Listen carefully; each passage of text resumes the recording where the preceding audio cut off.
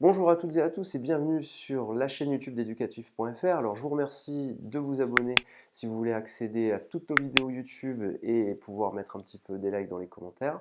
Vous pouvez aussi retrouver toutes nos vidéos sur le site internet éducatif.fr. Le lien il est dans la description, donc allez faire un tour sur le site pour accéder à toutes nos vidéos. A tout de suite juste après l'intro.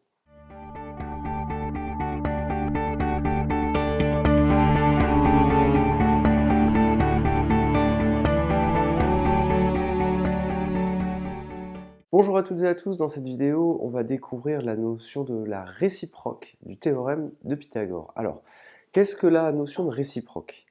Ici, on a une phrase en français, mais en réalité, mathématiquement, elle est décomposée comme ceci. Si j'ai ceci, alors j'ai ceci.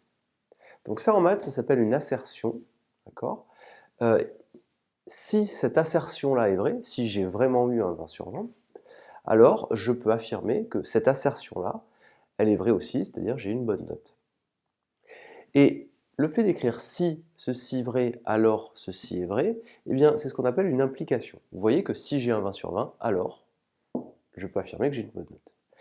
On peut se poser la question de est-ce que la réciproque est vraie? C'est-à-dire est-ce qu'on peut aller dans l'autre sens? Est-ce que si j'ai une bonne note, est-ce que j'ai eu un 20 sur 20?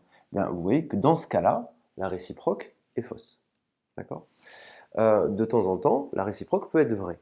D'accord? Donc il y a certaines phrases mathématiques qui peuvent être, alors on parlera d'implication, hein, on parlera d'une implication qui est vraie et sa réciproque aussi. Dans ce cas-là, la réciproque est fausse. Dans le cadre du théorème de Pythagore, on a une réciproque un petit peu partielle, on va dire, c'est-à-dire que, vous voyez, si mon triangle est rectangle, alors on peut affirmer que le carré de l'hypoténuse est égal à la somme des carrés des deux autres côtés. Mais on peut se poser la question, si C carré est égal à A2 plus B2, d'accord? C carré, l'hypoténuse, A carré, B carré. Donc si on a C carré égale A carré plus B carré, c'est-à-dire si on a l'égalité de Pythagore, et qu'en plus C, c'est le plus grand des côtés, et oui, il faut affirmer que c'est l'hypoténuse. Donc si on a l'égalité qui est ici, et qu'en plus C, c'est le plus grand des côtés, alors on peut affirmer que le triangle est rectangle. Alors que précédemment, quand on avait vu le théorème de Pythagore, on avait dit si le triangle est rectangle, alors C carré égale A carré plus B carré. Donc, je vous le récapitule ici. Je vais l'effacer pour que vous compreniez bien l'idée. Quand vous avez tout simplement le théorème de Pythagore vous dit ceci. Si ABC est un triangle rectangle,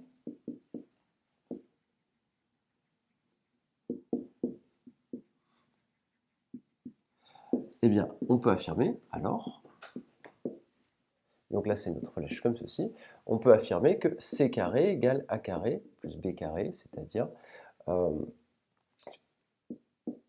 AB carré, AC carré, pardon, égale AB carré plus BC carré, comme ceci. La question qu'on va se poser, c'est est-ce que on peut le faire dans l'autre sens? Est-ce que la réciproque est vraie? Alors pour que la réciproque soit vraie, il faut juste parler de ceci. Ça, ne l'oubliez pas, c'est pour ça que j'en ai un petit peu parlé.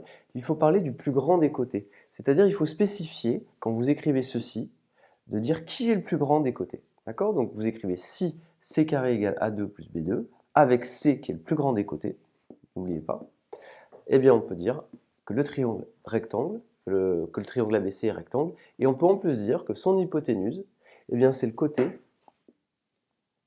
qui est le plus grand, tout simplement.